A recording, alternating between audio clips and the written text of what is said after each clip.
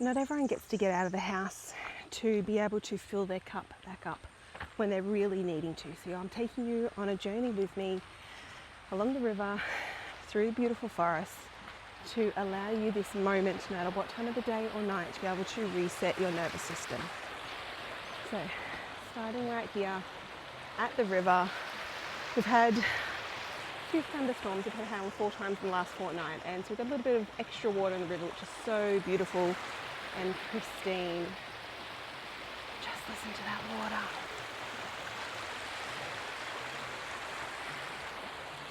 Watch the water move around the rocks, the plants. Allow that sound and that visual to soothe your soul. And then even here I'm looking at the sun shining through the trees. It is truly an instant nervous system resetter. So we're going to go for a walk through the forest, and I'm going to make my way to a place that I really love to go and just sit in the river. There's these huge rocks in the river and the water flows around you. Oh, and it's one of my places to visit, whether it's by myself or with one of my soul sisters. It's something that I truly just enjoy. So whilst we're journeying through the river, I'll share some extra tips on how you can help to bring yourself back into the present moment when you're feeling triggered, frustrated, exhausted, because we all feel it. We all are either struggling with yourself or you're struggling with someone else around you. You might be struggling with a project, your job, the course you're studying, whatever it is.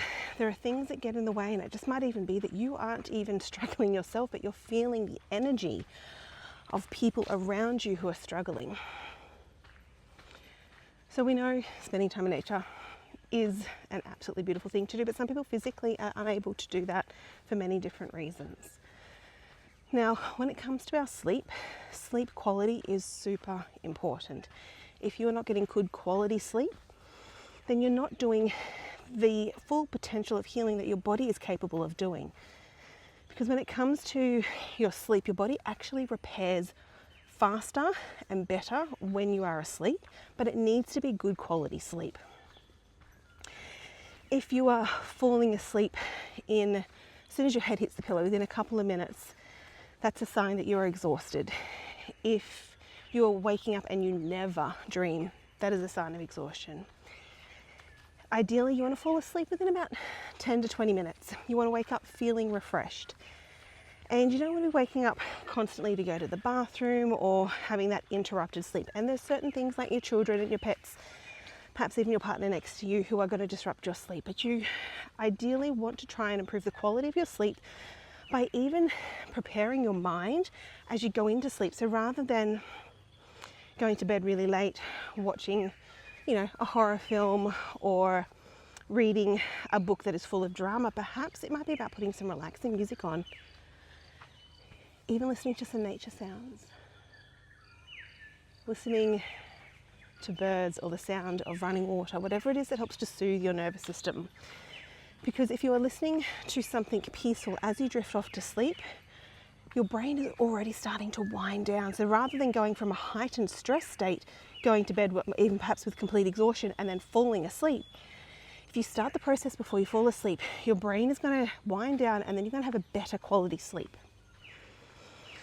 Perhaps it might even be about incorporating some foods or drinks into your routine in the evening that help improve your quality of sleep. So perhaps not eating chocolate late at night, or no caffeine, making a chamomile tea or a ginger tea, a tulsi tea, perhaps having something that's soothing for your nervous system. When you're feeling stressed, your stress hormones are released into your gut, and that's going to flare up your gut, and then over time that leads to food sensitivities and inflammation in the body. So being mindful of even the conversations that you're having going to bed. And this isn't an excuse to avoid having those conversations, but it might be mindful about not starting an argument before bed, or not getting into a really heated topic when you know you need to be in bed within the next 5 minutes. So perhaps just being more mindful. And sometimes you will have conversations with loved ones perhaps who do need to stop, and you need to talk to them for 2 to 5 hours because they're really processing through things. that stuff happens. But if it's something that's happening every single night, that's when it depletes you, it drains you, and it impacts the quality of your sleep. Listen to the cockatoos flying around. So, other things that you can do to help reduce stress. Being more present. Being aware of what's triggering you throughout the day. Being more aware of your own triggers and recognizing that no one else is responsible for you and your triggers. Your triggers are there to help educate and inform you on what it is that is a trigger, so that way you can actually look at the root cause as to what was actually triggering you within the first place. So perhaps if a partner, a friend, a post you've seen on social media is triggering you, sitting with that for a moment and going, why does that bother me so much? Why do I feel like so frustrated, so angry? Why do I feel like I want to have start a debate with a person over something that was posted, said, or shared? Have this moment to think about what you are responsible for and how you can do something about that. So rather than expecting the world to bend and change to make you feel more comfortable.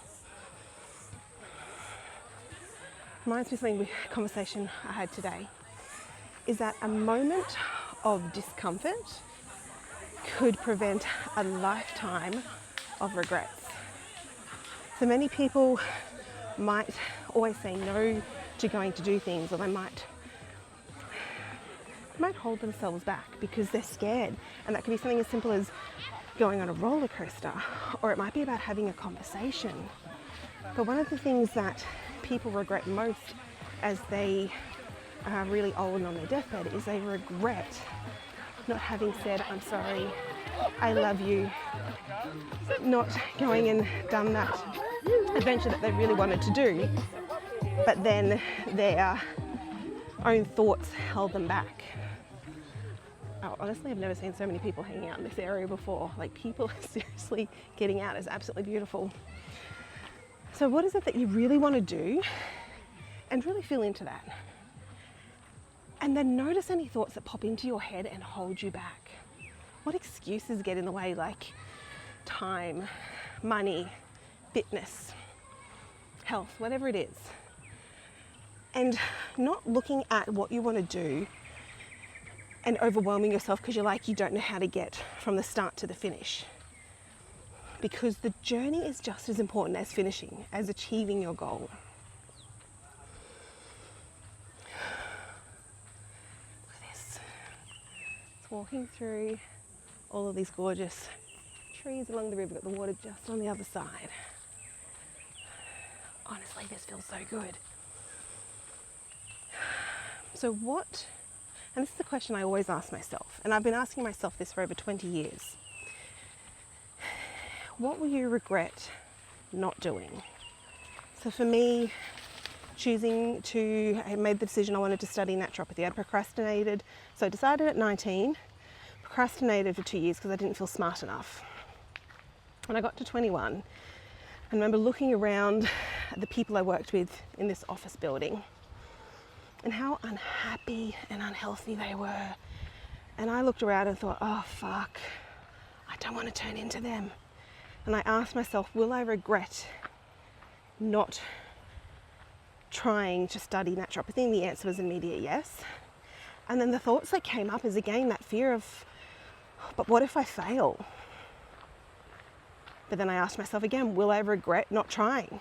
And the answer was still yes.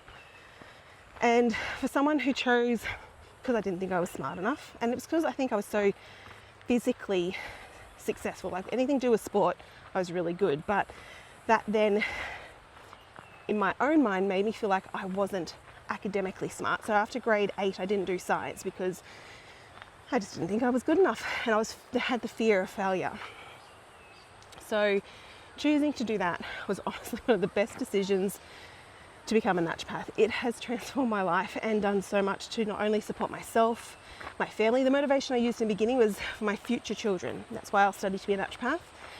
Never had the intention of practicing because I wasn't confident enough, and it just built on there. So even if you don't feel like you are good enough, or you're smart enough, or wealthy enough, or successful enough, whatever your excuses are, you just have to take one step at a time. And when you look at that big picture and feel overwhelmed, break it down into something smaller and more manageable that you actually feel like you can work towards. And it might just be, okay, you're going to sit down and study for 15 minutes, make it 10 minutes, make it an hour, whatever feels manageable for you, because anything you do beyond that is going to be a bonus, and it's going to work on your confidence to feel like you are doing better than what you expected. All right, I'm going to make my way down this path here. Just going to hold on to some railings while I go down and make my way down to the river. Okay.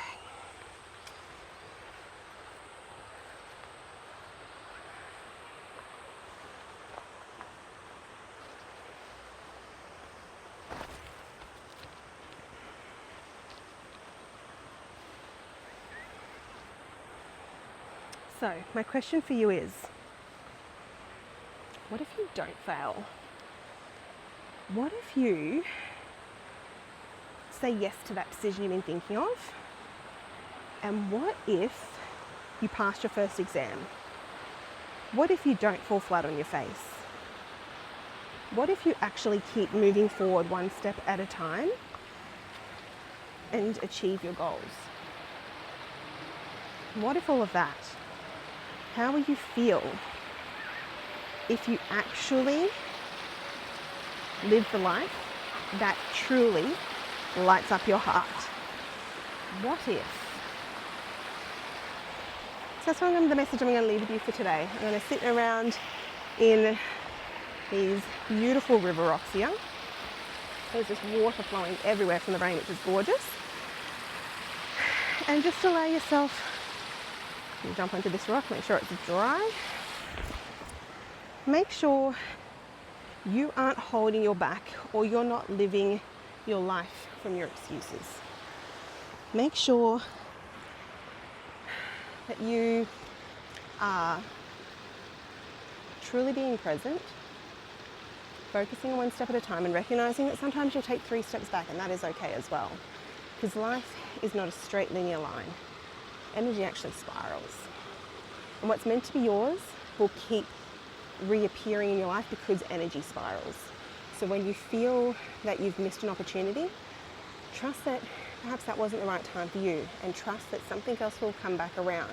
It's either going to be the same thing reappearing, or it's going to be something even better.